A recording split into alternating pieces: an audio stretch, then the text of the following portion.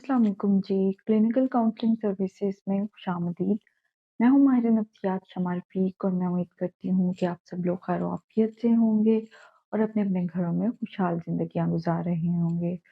तो आज का हमारा टॉपिक है कि बिहेवियरल एक्टिवेशन को यूज़ करते हुए अपनी मदद आपके तहत किस तरह से हम डिप्रेशन से छुटकारा हासिल कर सकते हैं।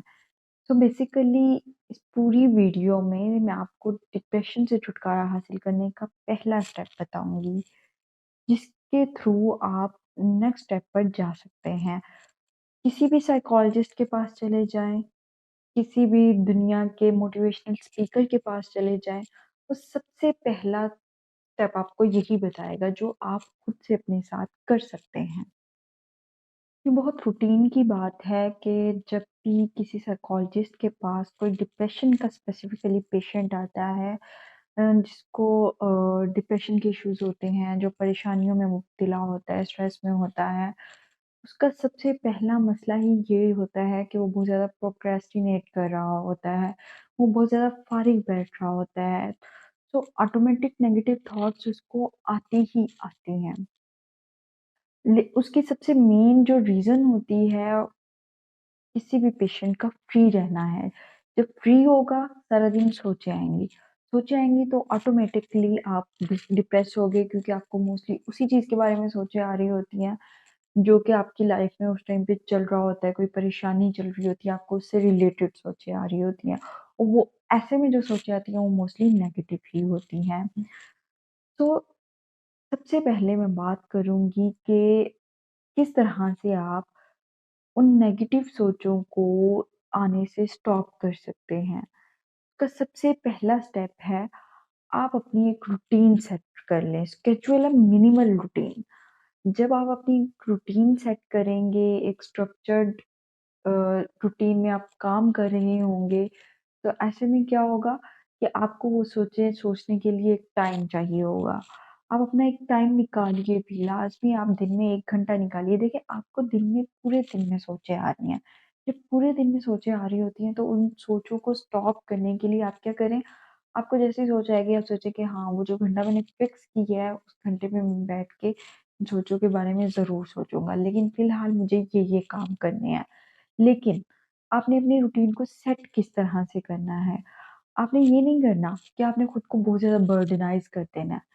अक्सर हमारे पास पेशेंट आते हैं, हम उनको बिहेवियरल एक्टिवेशन चार्ट देते हैं और जब नेक्स्ट सेशन में पेशेंट आता है, तो वो अक्सर हमसे ये बात कर रहे होते हैं, ma'am I have tried a lot. मैंने बहुत कोशिश की कि मैं ये भी कर सकूँ, ये भी कर सकूँ, लेकिन मैं नहीं कर पाया।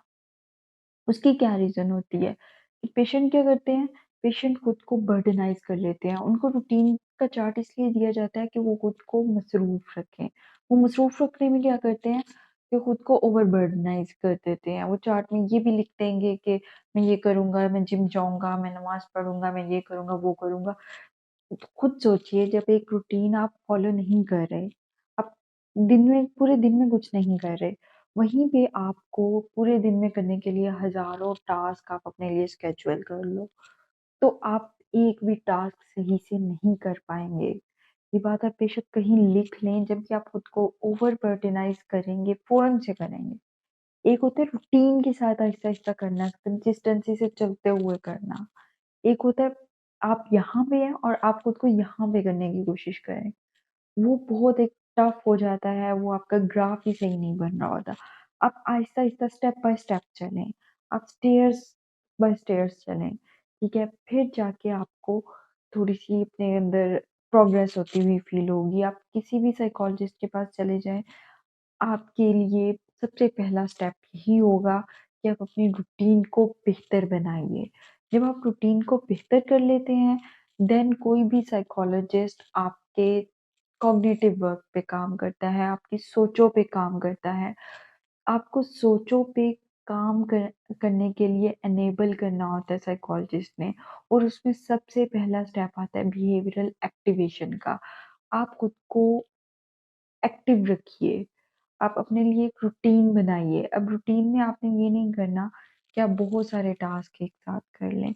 आप बिल्कुल थोड़े से स्टार्ट करेंगे। फॉर एग्ज़ाम्पल, एक पर्सन है, वो अपनी रूटीन में नमाज़ों को लेके आना चाह रहा है। तो वो क्या करेगा, 1 नमाज़ से स्टार्ट कर ले, फिर 2 पढ़ ले, फिर 3 पढ़ ले, इस तरह से। इसी तरह अगर हम बात करें कि कोई पेशेंट को इंटरेस्ट है गार्डनिंग पे में, तो वो क्या करे कि ऑलरेडी उसके पास जो 2-4 प्लांट्स हैं, वो उसको पानी दिया करे। उन प्लांट्स पे थोड़ा-थोड़ा काम करना शुरू हो, फिर आहिस्ता-आहिस्ता वो न्यू प्लांट्स लेके आए, खुद को मसरूफ़ रखने के लिए। ऐसा नहीं करना आपने कि पहले दिन ही आपके अंदर मोटिवेशन आई है और आपने क्या किया, बहुत सारे प्लांट्स इकट्ठे कर लिए और कुछ अरसे बाद ऐसा होता है कि आपका बिल्कुल दिल नहीं करता। याद रखिएगा, जब आप खुद को ओवरबर्डनाइज़ कर लेंगे तो आपसे वो चार्ट फ़ॉलो ही नहीं होगा, क्योंकि आप 1 दिन कर लेंगे, 2 दिन कर लेंगे या मैक्सिमम 1 वीक एक रूटीन को फ़ॉलो कर लेंगे, जो कि आपको बहुत ज़्यादा ओवरबर्डनाइज़ कर रही है। लेकिन उसके बाद आप क्या करेंगे, उस रूटीन को स्किप कर देंगे। आप नहीं करेंगे। ये समटाइम ये होगा कि अगर आप एक टास्क स्किप कर रहे हैं ना उसमें से, तो आप दूसरा भी कर देंगे। ये नहीं किया तो ये भी नहीं करना है, ये भी नहीं करना। तो ऐसे में आपका पूरा चार्ट जो होता है वो खराब हो जाता है। आपने क्या करना है, बहुत ईज़ी रूटीन के साथ स्टार्ट करना है। आप अगर सुबह की वॉक स्टार्ट करना चाहते हैं, तो आप क्या करें, 5 मिनट से स्टार्ट कर लें, 10 मिनट से, जो आप ईज़िली कर सकें। आपने खुद को ओवरबर्डनाइज़ नहीं करना, मैं बार-बार ये बात कह रही हूँ, क्योंकि बिहेवियरल एक्टिवेशन चार्ट में ये बात सबसे मेन होती है कि आपने ईज़ी एक्टिविटीज़ से स्टार्ट करना है। जब आप ईज़ी एक्टिविटीज़ से स्टार्ट करते हैं ना, तो आपका माइंड थोड़ा-सा एक्टिव होता है। देखिए, आप एक ऐसे रूटीन से निकल रहे हैं जहाँ पे आप कुछ नहीं कर रहे। वहाँ से निकल के आप एक रूटीन में जा रहे हैं जहाँ पे आप कुछ ना कुछ कर रहे हैं। हमेशा याद रखिएगा, कुछ ना करने से बेहतर है कुछ ना कुछ कर लेना, चाहे चाहे वो थोड़ा-सा हो। बजाय इसके कि हम हर टाइम प्रोक्रेस्टिनेट करते रहें, मैं डिप्रेस हूँ, मैं परेशान हूँ, मुझे ये स्ट्रेस है, मुझे वो परेशानी है, ये करते रहें, उससे बेटर ये है कि हम थोड़ी-सी रूटीन से स्टार्ट कर लें, जहाँ हम कुछ नहीं कर रहे, वहीं से हम कुछ ना कुछ अपने रूटीन में एड अप करें। उसमें आपकी वॉक भी हो सकती है कि आप दिन में 5 मिनट वॉक से स्टार्ट कर लें, उसको फिर आप आहिस्ता-आहिस्ता बढ़ाना शुरू कर दें। आपका टीवी का टाइम हो सकता है, आपका एन्जॉयमेंट का टाइम हो सकता है, फन गैदरिंग एनीथिंग, आप कुछ भी उसमें एडप्ट कर सकते हो। लेकिन अपनी खाने-पीने का लाज़मी आप ख़्याल रखिएगा, क्योंकि मोस्टली डिप्रेशन में ये होता है कि अक्सर लोग सबसे पहले खाना छोड़ देते हैं। कि खाना नहीं खाएँगे जिससे उनका स्टमक अपसेट हो जाता है। तो आपने इन चीज़ों का ख़ास ख़्याल रखना है और आपने अपनी रूटीन को बहुत ईज़ी रूटीन के साथ स्टार्ट करना है।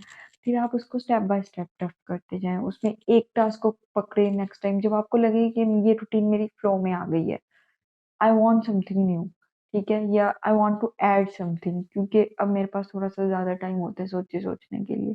तो हाँ, मैं ना इसको इस टाइम को कम करता हूँ और मैं इधर भी कोई एक्टिविटी ऐड अप कर लेता हूँ या किसी एक्टिविटी का टाइम एनहांस कर देता हूँ, ठीक है? सोचें, याद रखिएगा कि एक्टिवेशन चार्ट करते हुए भी आपको सोचें आएँगी, लेकिन आप क्या करें, आप उनको साइड करें कि फिलहाल मुझे ये टास्क करना है। देखिए, अगर दिन में आप 24 घंटे सोच रहे हैं, उनमें से अगर 1 घंटा आपकी एक्टिविटी से भी आप स्टार्ट करते हैं, तो 23 घंटे आपकी सोचें फ़िलहाल आएँगी, जब तक आपका कॉग्निटिव वर्क स्टार्ट नहीं हो जाता। इसलिए सबसे पहला काम आप खुद पे ये करें कि आप अपनी एक्टिवेशन स्टार्ट करें, बिहेवियरल एक्टिवेशन स्टार्ट करें। जिससे ये होगा कि आपका माइंड कुछ ना कुछ एक्टिव रहेगा, कुछ ना कुछ प्रोग्रेस में आएगा, ठीक है? उसके बाद आहिस्ता-आहिस्ता फिर कोई भी साइकोलॉजिस्ट आपके कॉग्निटिव वर्क पे जा सकता है। लेकिन ये एक सेल्फ हेल्प का भी टास्क है। आप खुद से कर सकते हैं कि आप फ़िलहाल अपनी बिहेवियरल एक्टिवेशन से स्टार्ट कर सकते हैं, ठीक है? आप ये एक्टिवेशन खुद भी कर सकते हैं। बहुत से डिप्रेशन के ऐसे टास्क हैं, जो कि सेल्फ हेल्प के थ्रू आप कर सकते हैं। आप इज़िली खुद पे अप्लाई कर सकते हैं। तो दुआओं में याद रखिएगा। इसी सब के साथ मुझे यानी माहिर नफ्सियात शमारफ़ी को इजाज़त दीजिए। अल्लाह निगहबान।